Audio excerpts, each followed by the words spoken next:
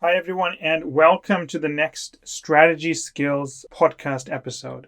In today's episode, I'm not going to answer a question directly that a client gave me because I don't think it's the right question. I have problems with this question. But I'm going to discuss the question because asking the question raises a point that I think is worth addressing. So the question is, how do we handle a horrible client?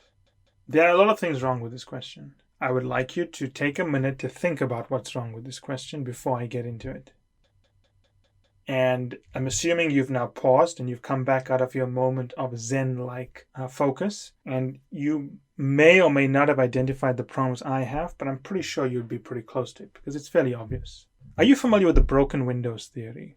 It was developed by Rudy Giuliani when he was mayor of New York City. Now, many of you will not know this, but New York City was a little bit of a hell zone in the 60s, 70s, and 80s, especially the 70s and 80s. I mean, Times Square was a horrible place to be. Crime was prevalent. It was a very bad place. If you watch movies of the 70s and 80s of New York City, they don't leave a good feeling in you. There's crime everywhere. There's graffiti on the subway systems. There's murders. There's an enormous amount of rapes and so on. So Rudy Giuliani rolled out his thinking on the broken windows theory, where he says that if you walk past a building that's clean and nice, you treat it as if it's clean and nice. If you walk past a building that has broken windows, you assume it's neglected and no one cares and you can get away with anything, so you do something to the building. Maybe you break a door. Maybe you spray graffiti on it. The person who comes after you sees a broken window, graffiti, and he maybe starts burning stuff there. The next person comes, broken window, graffiti,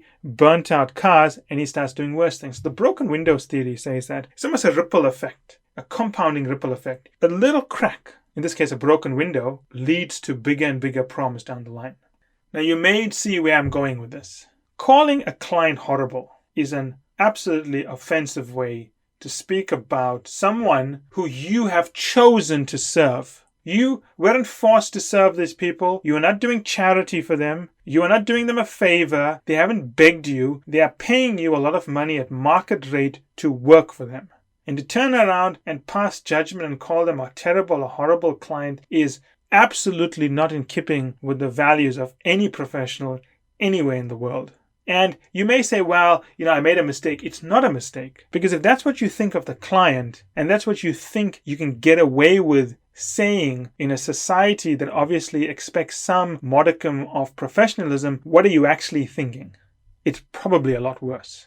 The words you say are the tip of the iceberg in terms of what you are thinking when no one can see what you're thinking and when no one can understand what you are thinking.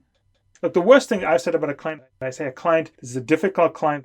That's the phrase I use. This is a difficult client, or this client is quite demanding. That's not passing judgment on the client. It's not saying the client's bad or good. They're saying the client is difficult. They require a lot to be done. They keep on checking things. A client is quite demanding. That's not a good or bad judgment. A client can be quite demanding and good. A client can be quite demanding and bad. A client can be difficult and good. A client can be difficult or bad. But when you start talking about a client being horrible, you've passed judgment on them. You've decided that the client is a bad person. And horrible is a pretty offensive term. Now, you may think it's not a bad thing. But imagine if this is the way young people are taught to speak. Imagine you had a 5-year-old daughter and you allowed her to speak about people like this. This person is terrible. This person is horrible. This person's a jerk. And you let her speak that way. How do you think she would continue speaking as she grew up? Would you be pleased with that outcome? The answer is obviously not. The same thing is going to happen to you in your career. If you're the new person in consulting and this is the way you think about clients, or this is the way the firm talks about clients in front of you, or this is the way the firm allows you to talk about clients, even if it's behind closed doors, it doesn't make it better. It doesn't make it better not because it's just a once-off event, but because when you wire your brain and you wire your psyche to think about clients in this way, it just gets worse. You as a young person don't know what's right or wrong. You start mimicking the behavior. If you think the client's horrible, you start treating the client like they're horrible. If you treat a client like they're horrible, you're not grateful. You're not respectful. You don't show appreciation for them. You don't value their resources and time. You waste it. You think that the client is doing you a favor by hiring you so you don't do your best work. Worse, you think this is normal to disparage clients, which means that at some point, even though you think you are very careful, you will let it slip. Now, you think letting it slip in front of the client's bad? No, let me tell you something. Letting it slip in front of a competitor is even worse.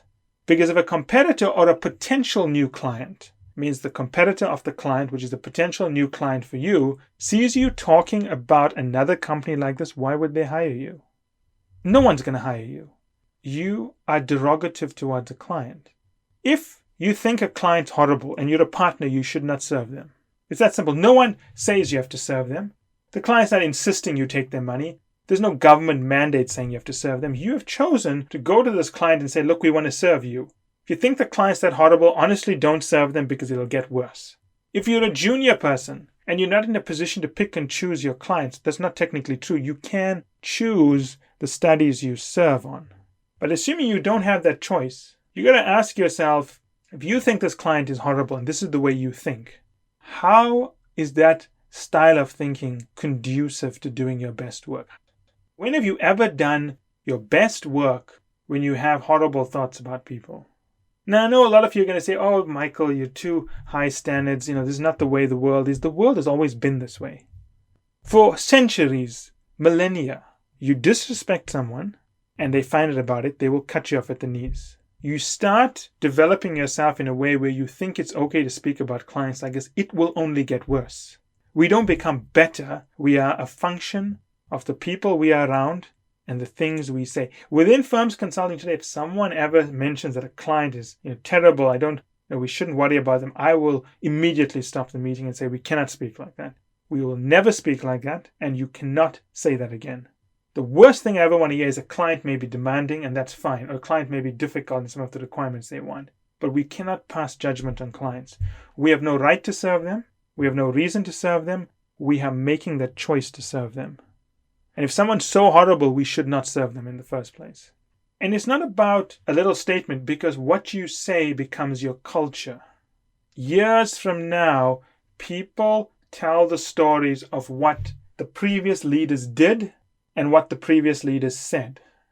The stories that are passed down are basically the narrative that comes out of the mouth of past members of the organization.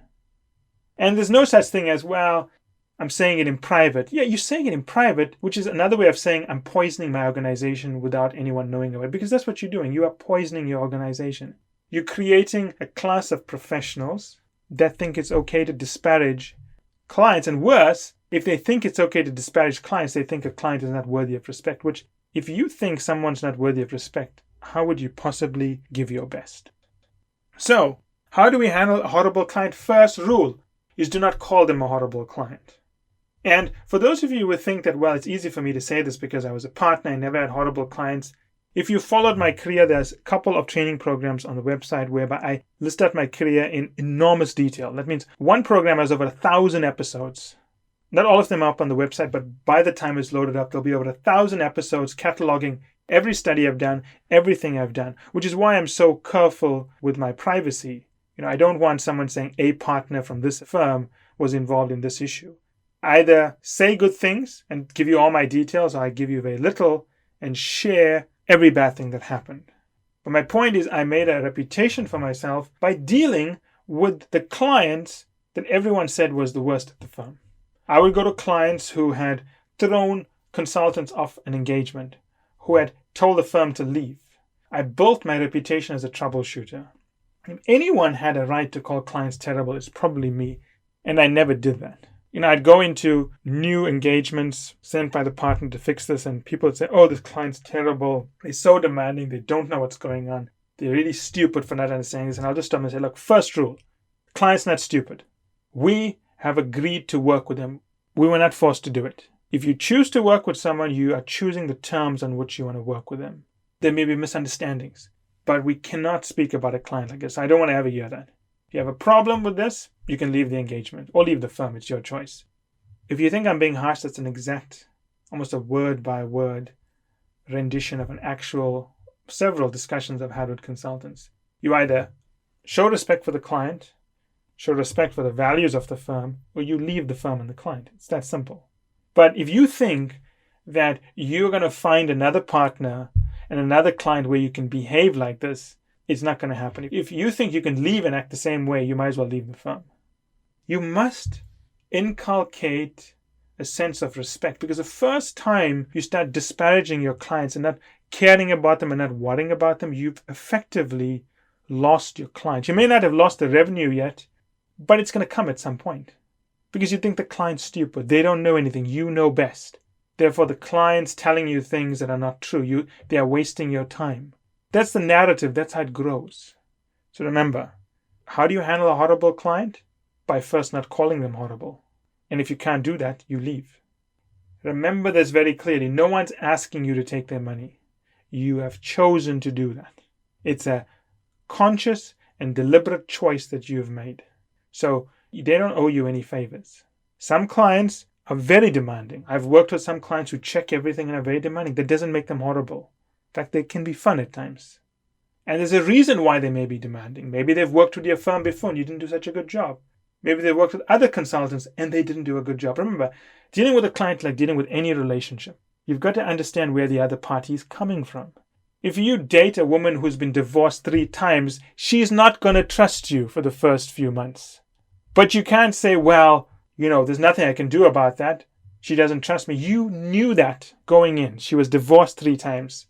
Can you blame her for not trusting men or women? I don't know which way she's going, right? Again, it's just like a relationship. You can't have a good relationship if you think terrible things about someone. Then don't be with them. It will never work because your thoughts are the things that are going to guide your actions. As always, remember that it's these little things that matter at the end of the day.